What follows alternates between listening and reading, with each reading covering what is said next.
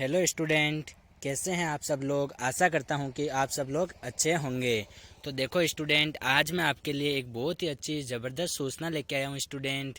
यदि आप सबका सपना है कि आप गवर्नमेंट जॉब लगे, आपको एक बहुत ही अच्छी जॉब चाहिए, सिक्योर जॉब चाहिए, आपके पेरेंट्स का सपना है कि हमारे बच्चों को जो है एक सिक्योर जॉब मिले, गवर्नमेंट जॉब लगे, तो स्टूडेंट आपके पास गवर्नमेंट जॉब लगने का बहुत ही अच्छा और शानदार मौका है स्टूडेंट।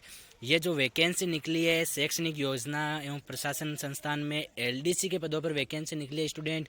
बहुत ही अच्छी और शानदार जॉब है स्टूडेंट। बहुत ही कम स्टूडेंट्स को इसके बारे में जानकारी है। तो मैं आपको बोलूँगा, यदि आपने 12th पास कर रखी है तो आपको इसका फॉर्म ज़रूर अप्लाई करना चाहिए स्टूडेंट।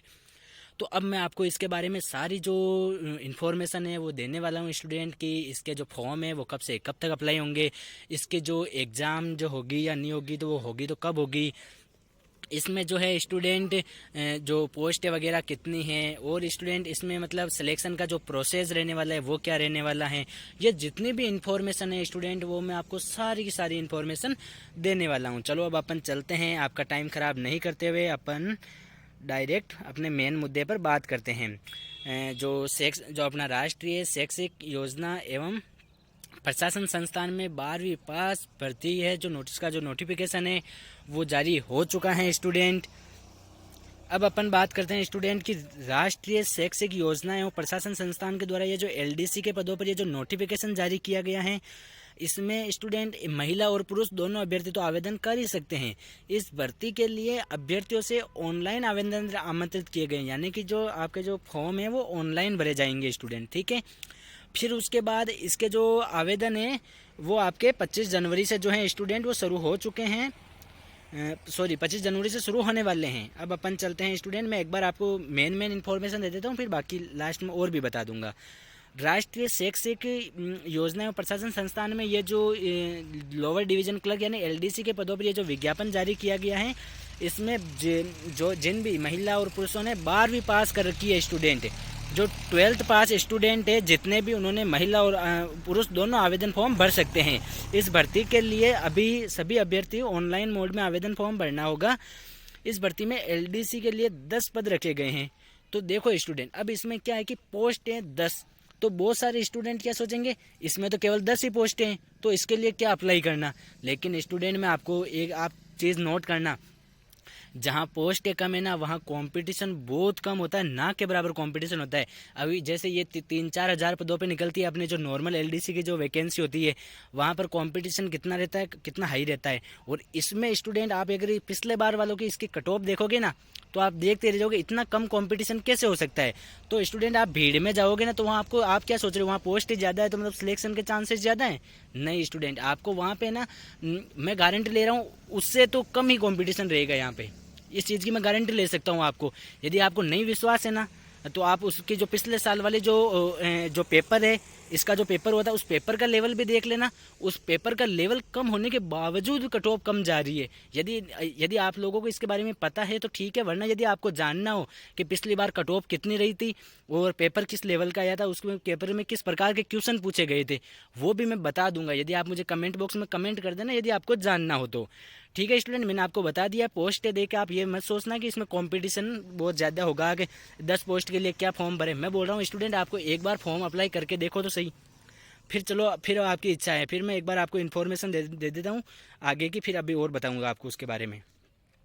फिर स्टूडेंट अपन चल रहे थे पोस्ट है, उसके बाद सेक्शन आधिकारिक वेबसाइट के आवेदन भर्ती ऑनलाइन फॉर्म जो है 25 जनवरी से प्रारंभ हो चुके हैं और 14 फरवरी तक भरे जाएंगे। 25 जनवरी से जो आवेदन फॉर्म है वो शुरू हो चुके हैं और 14 फरवरी तक इसके फॉर्म भरे जाएंगे। आप 14 फरवरी अंतिम तिथि का वेट ना करें स्टूडेंट, जितना जल्दी फॉर्म भर सकते हैं आपको उतना ज़्यादा फायदा होगा, बेनिफिट होगा, ठीक है।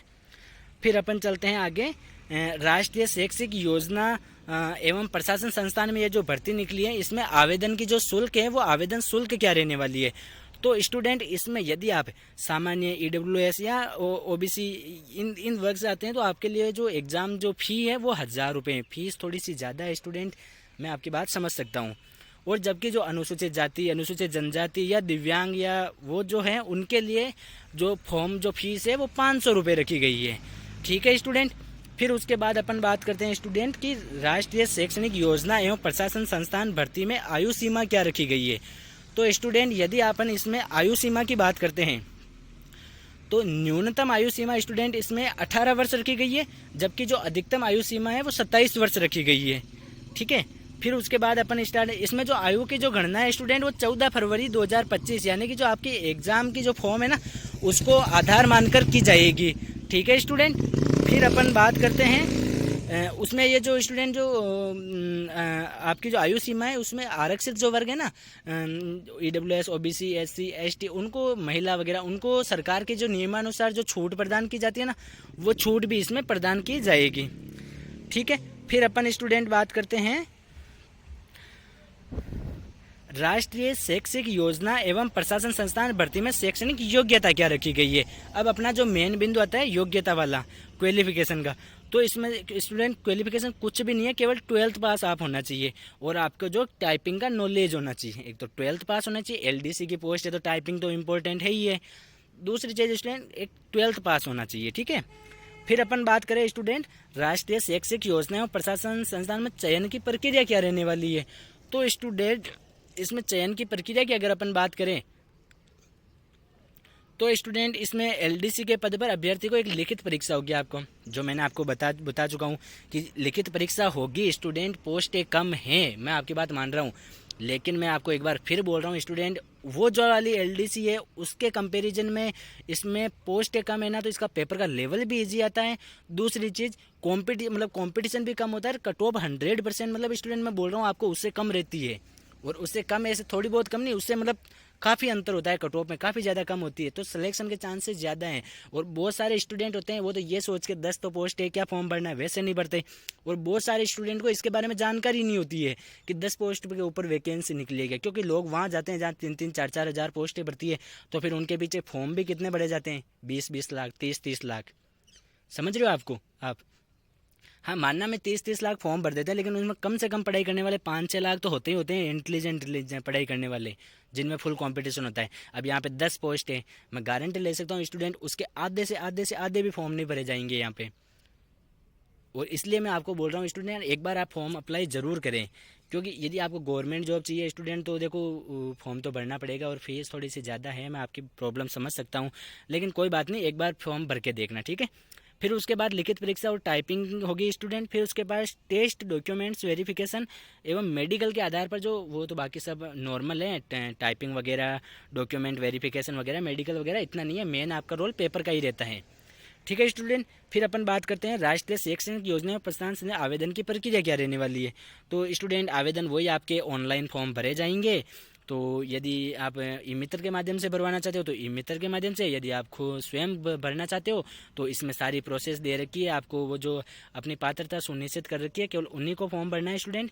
और जो ऑनलाइन जो आवेदन है वो लिंक यदि आपको चाहिए तो मैं दे दूंगा, कमेंट बॉक्स में कमेंट कर देना, तो मैं आपको वहाँ पर लिंक भेज दूंगा। यदि आप घर पर फॉर्म भरना चाहते हो तो घर पर भर देना, और लेकिन उसमें जो आवेदन में यदि आप घर पे भरते हो तो इसमें सारी जानकारी आपको सही भरनी है। उसके बाद जो ज़रूरी दस्तावेज वो जो मांग रहा है, जैसे 12th की मार्कशीट, 12th मांग रहे हैं वो, तो 12th की मार्कशीट आपको वहाँ पे अच्छे से लगानी है, आपकी फ़ोटो वगैरह, आपका जो सिग्नेचर वगैरह है वो आपको अच्छे से करना है।